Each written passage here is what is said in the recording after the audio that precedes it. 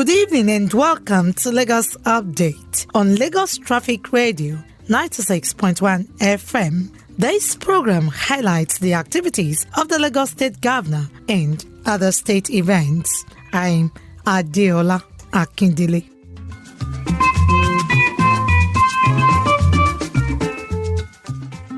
In the highlights of the program today, Governor Sanwo-Olu inspects Red Line Rail project, assures residents of completion before year-end. This and more after this time out. We'll begin today with the story.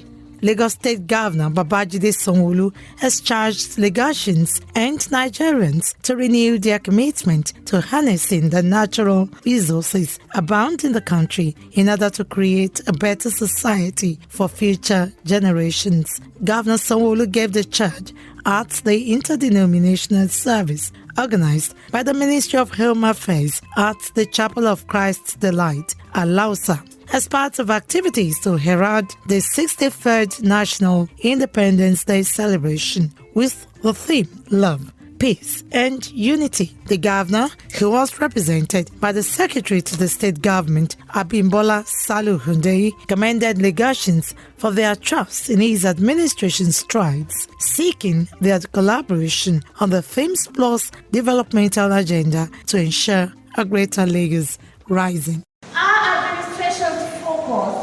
Is to ensure that every Lagosian enjoys the dividend of democracy and good governance. Hence, our definite, determined, and conscious effort towards building a resilient and prosperous city where every life matters and everyone enjoys better livability. To this end, I enjoin you, my brethren, to continually and fervently pray for me and my administration. In his remarks, Commissioner for Home Affairs, Ibrahim Layode, noted that the state government will ensure that citizens enjoy the dividends of democracy through various people-oriented initiatives in line with the ministry's mandate as embedded in the Themes Plus developmental agenda. We have our agenda as the Ministry of Home Affairs, which also the religion aspect of it. Beyond the religion aspect of it, we have other areas in the ministry where we are encouraging our people within the state on the issue of money lending, which a lot of people don't even take cognizance of that place in our ministry. We have a lot of them that Lagos State government also were encouraging that our people also can reach out to them. Earlier in his sermon, drawn from 2 Corinthians chapter 13, verse 11, the General Overseer, Grace Assembly, Alagbado, Pastor Michael Oni, noted that anniversaries provide an avenue to reflect on God's help and mercy in years past. Oni charged Lagosians and Nigerians to shun practices and activities that frustrate the growth and sustainability of love, peace, and unity across the country. No nation can survive on the propagation of lies and hatred. Let's demonstrate love, for God is love. With love, no tribalism. Love is powerful. It compels us to sacrifice. Sacrifices of love. We cannot do too much for our country. We cannot do too much for our state. Prayers were offered for the peace and unity of Nigeria, the President and his cabinet, Lagos State Governor and his cabinet, public servants, among others. The event was attended by the State's Deputy Chief of Staff, Boyega Shoyonwu, Special Advisor on Religion, Christian Adebukola Adeleke, body of permanent secretaries, heads of government agencies, professional bodies, military and paramilitary groups, students, among others.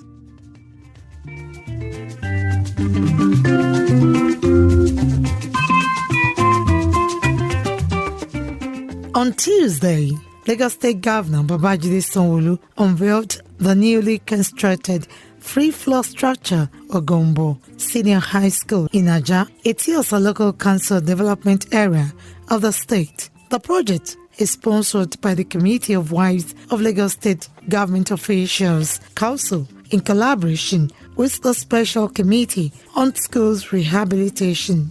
Governor Sanwo-Olu, who expressed appreciation to Council for being a dependable partner in efforts to raise the bar of education in the state under the Themes Plus agenda, promised to deliver more education infrastructure. It's a beautiful day, not just for the Ogombo people of the Ogombo community, but also for all of us in Lagos State government under my able leadership in our continuing drive to raise the bar of education in our state.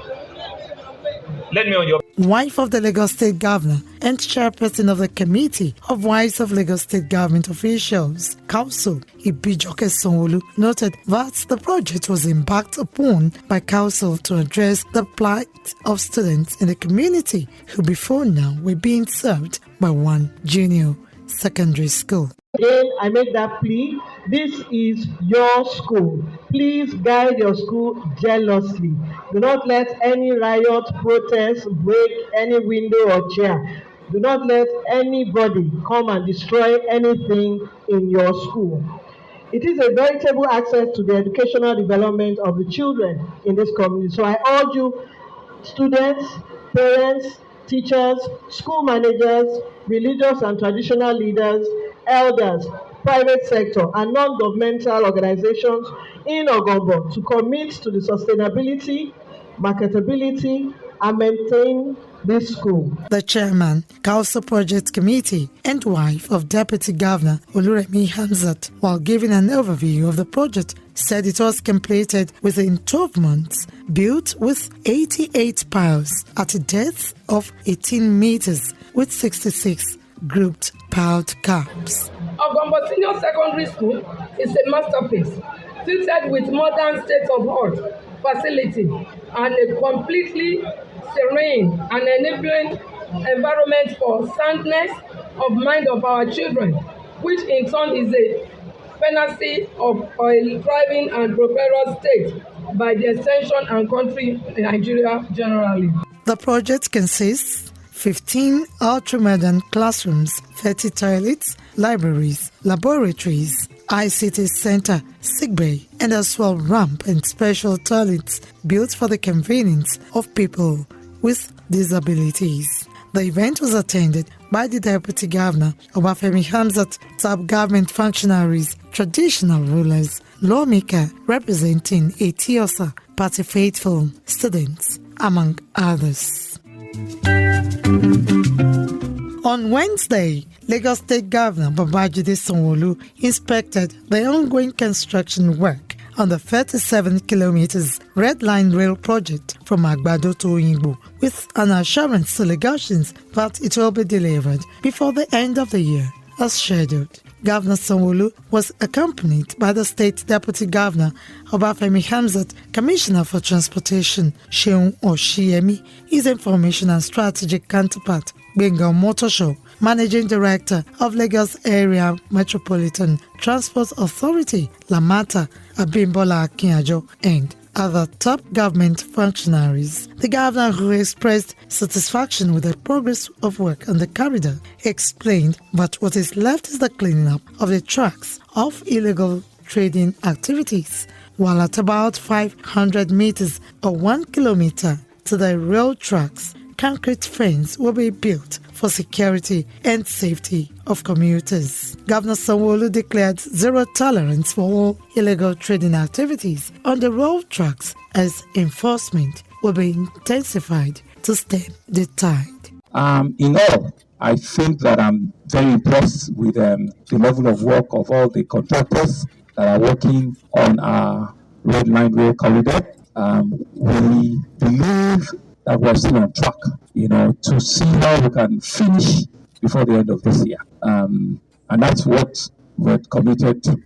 We will work tirelessly around the clock to see how that will happen, especially if we can be very hard on enforcement. Governor Sanwo-Olu hinted that from October, vehicular bridges on the rail corridor will be open to motorists, starting from Yaba, then Ikeja, as well as Ebute-Metta, to give vehicular relief to residents, while plan is ongoing to build 2 more bridges in collaboration with the Nigeria Railway Corporation. Governor Sanwo-Olu assessed ongoing work on the Red Line corridor from Agbado Station in Ogun State, Iju Station, Agege, Ikeja, Yaba, Ebute-Metta train stations. The project, which was flagged off by Governor Sanwo-Olu in April 2021, is expected to have 8 train stations from Agbado to Oyingbo in the first phase, while terminating at Ido in the second phase. Meanwhile, Lagos State Governor Babajide Sanwo-Olu has appealed to passengers boarding the Blue Line Rail to always exercise patience when doing so. Governor Sanwo-Olu noted that the train managers are always on ground to guide them and ensure that every passenger is comfortable. Once you spread yourself on the platform, you will have spaces when they finally come and the doors will open and you'll be able to go. But the other lesson that we need to also teach our citizens is that, as is done everywhere in the world, you must allow passengers that are on board to come down first before you go in. The reason is very simple. It's only when they come down that you have enough room for you to go in. But if you block them from coming down and they still need to come down, then you've caused a conflict. So we must always educate our citizens, all the passengers. Once the train arrives, make way for the passengers that are coming down to come down, and you can go on. While briefing Governor's Office correspondents after an inspection tour of the Red Line Rail, he hinted that conversation has started on the Green and Purple Line rail projects, which are part of the 6 rail projects in the Lagos Rail Master Plan. Governor Sanwo-Olu also pleaded with Lagosians to exercise patience as palliative works will commence on the roads after the rainy season.